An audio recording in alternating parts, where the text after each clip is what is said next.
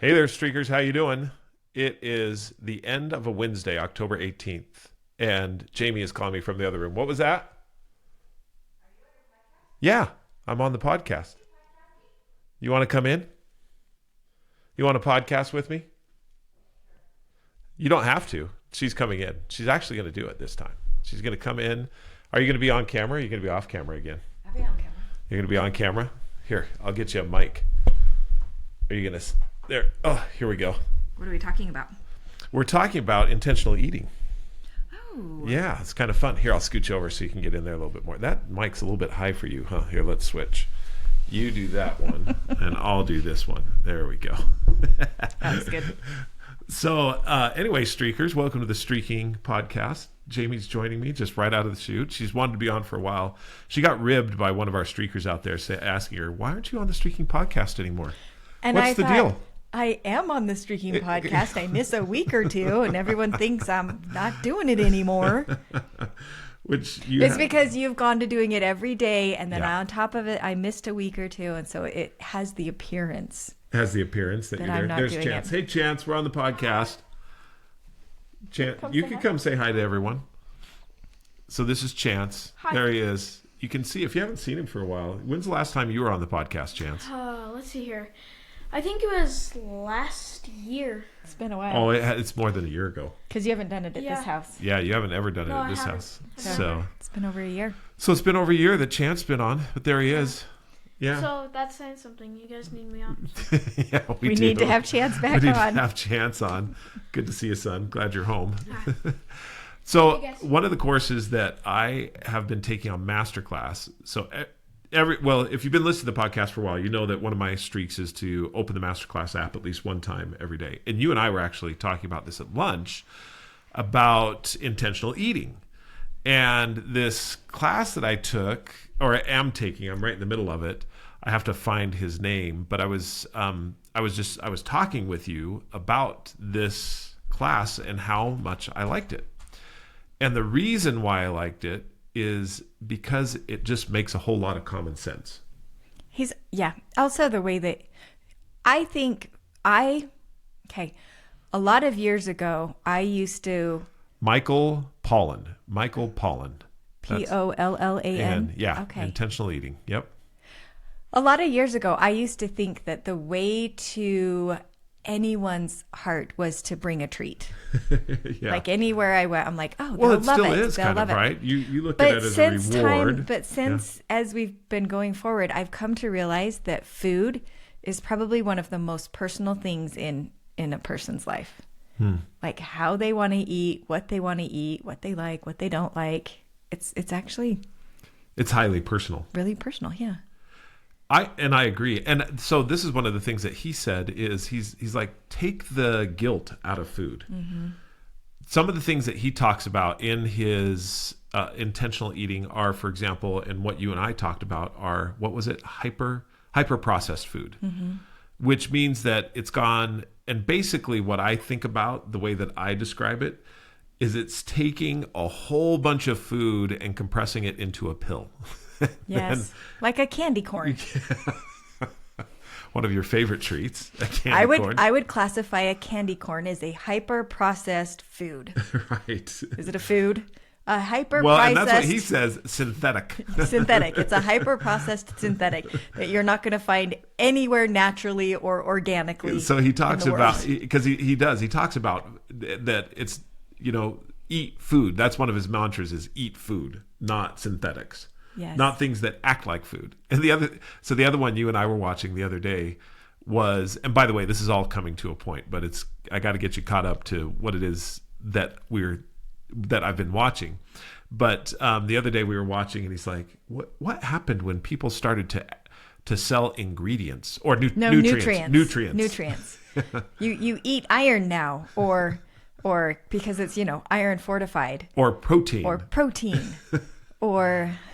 And so I was joking, what's for dinner tonight? Well, we're going to have protein, fiber, fortified with some iron, with a side of fiber and some multi-grain. And he was saying how ridiculous it has become as far as the nutrition Because you never gods hear coming down from on high saying you don't know how to eat. We're going to tell you how to eat. And he said, for thousands of years, we figured it out. And now we need someone to tell us. Yes.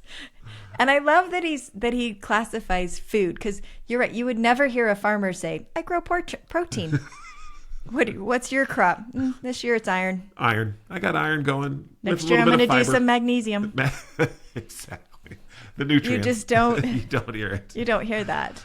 And so so a couple things I've loved is food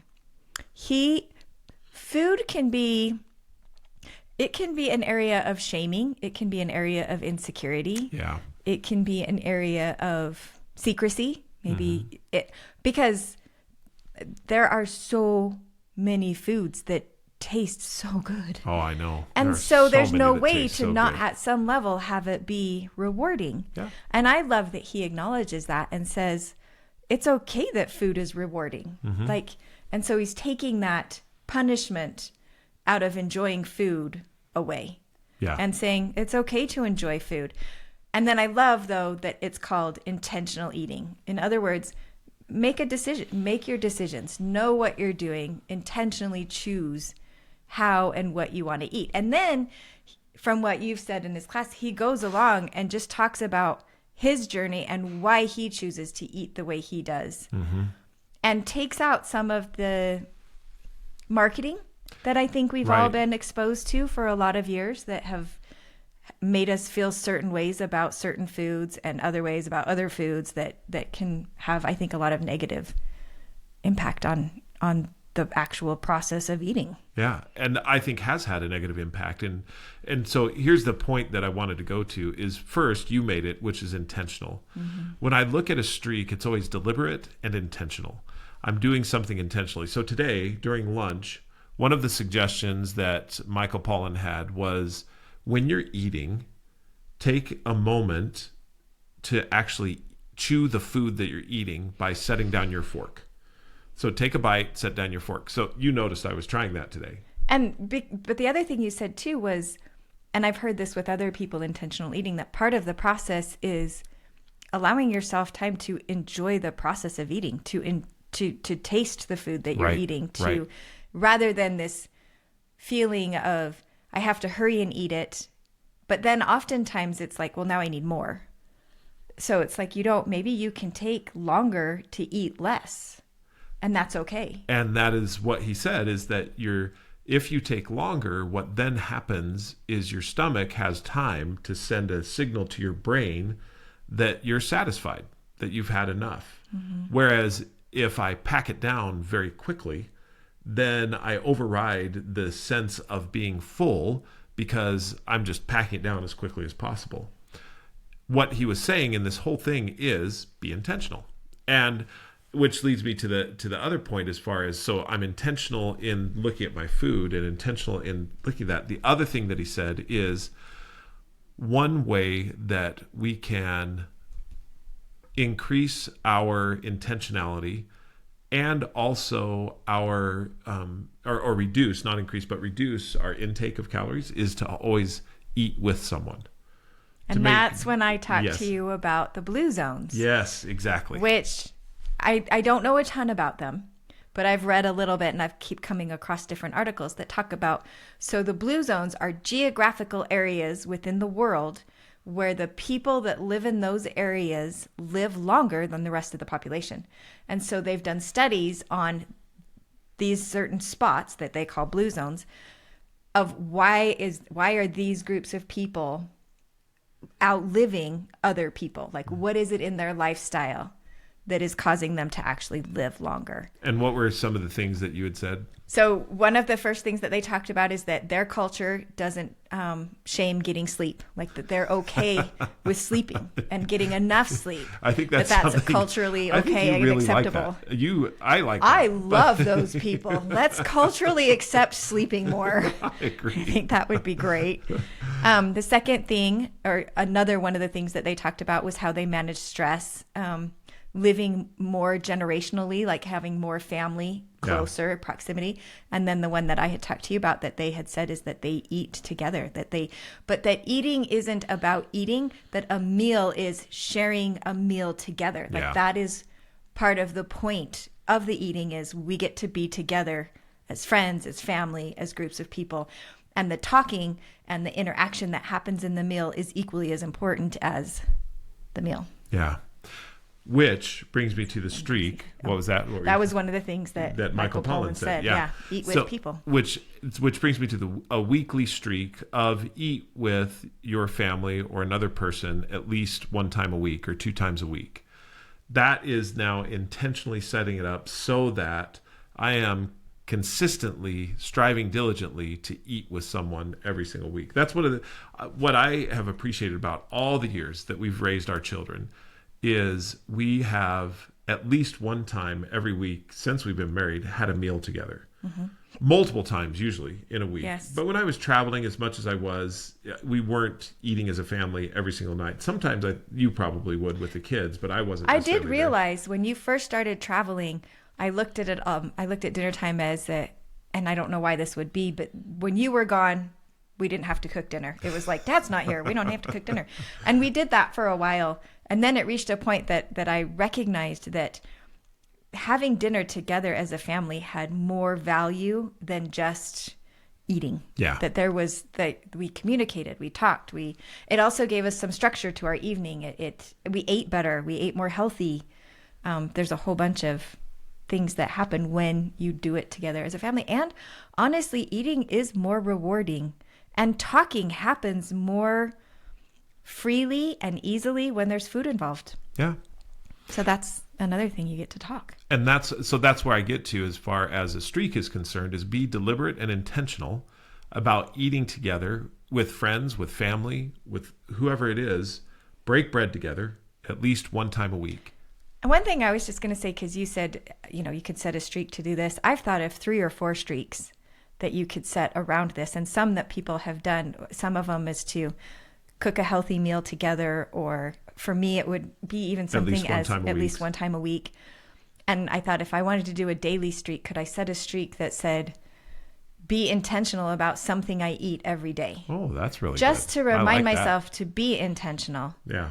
And to allow that process to happen. Because you said something interesting today at lunch. You said, I have lost weight several times in my life. I've had goals and I've hit those goals and I've lost weight. But you said, I don't know that I've ever changed my eating patterns. I've put myself on a, I don't know if you'd call it a diet, but that you restricted or you were very strict about what you ate for a period of time so that you could specifically lose weight. I always look at, the reason I don't call it a diet is because I always look at a diet as you're eating a specific meal set.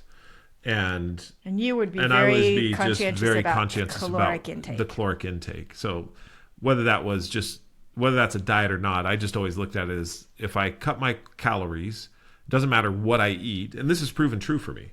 It didn't matter what I eat as long as I ate underneath a certain amount of calories. So I could eat sugar all day, and as long as it was under the calories, I would lose weight. Now, I wouldn't recommend it. It's not the best thing. Because you wouldn't have energy. Yeah. What I did notice, though, and to your point, I haven't ever really changed the way that I've eaten, except recently. Because and you pointed this out, and I didn't even realize it, but having a streak to choose any other beverage other than soda, that's now over a year old, and I haven't had any soda in that year. And not only have you not had soda, but you consistently are drinking more water than you had my water bottle right there. In I'm all kind of of thirsty. There we go. Yeah, this is my yellow water bottle. People say this looks like a French's mustard bottle, and so they think that I'm on a mustard diet. You really have increased your water intake, though. That has and that's really good. Helped a lot. So that was, I guess, my point is that streaking and what I feel like Michael Pollan was saying in his intentional eating is give yourself time to change the way that you do things, to create a lifestyle that you are happy with and that is yours, that it's the way that you want to eat, the foods that you believe in. And streaking gives you that ability to have it still be on your mind on a daily basis without it having to be something that you have to change everything right away or that you forget about because life gets busy. Yeah, exactly. So there you have it, streakers. Intentional eating, Michael Pollan's class, masterclass, set a streak to watch Masterclass at least one time, or open the app at least one time every day. It's great. I've loved every class I've taken. I've taken now, I don't know, 15, 20 classes over the last couple of years. And they're always adding more. Yeah, and they're great. Yeah. I really like them, the way that they shoot them and everything else. Intentional eating, definitely a way to go. If you want to learn more about streaking, there's the book. You can order it from Amazon or Barnes & Noble or anywhere books are sold. You can also, more importantly, download the Streaking app. The Streaking app has in it everything you need to set up successful streaks. Laughably simple. We suggest laughably simple streaks. You can mark them. And most importantly, just like what we talked about with intentional eating, you can form a community and have that community be your cheering squad, your celebration section. That's what community is all about. And you can do that right in the app. So sign up for it. Anything else that I need to remind them of? No. Audible? That's good. Any of those? Okay. Until we talk again. Keep streaking. There she is. There she is.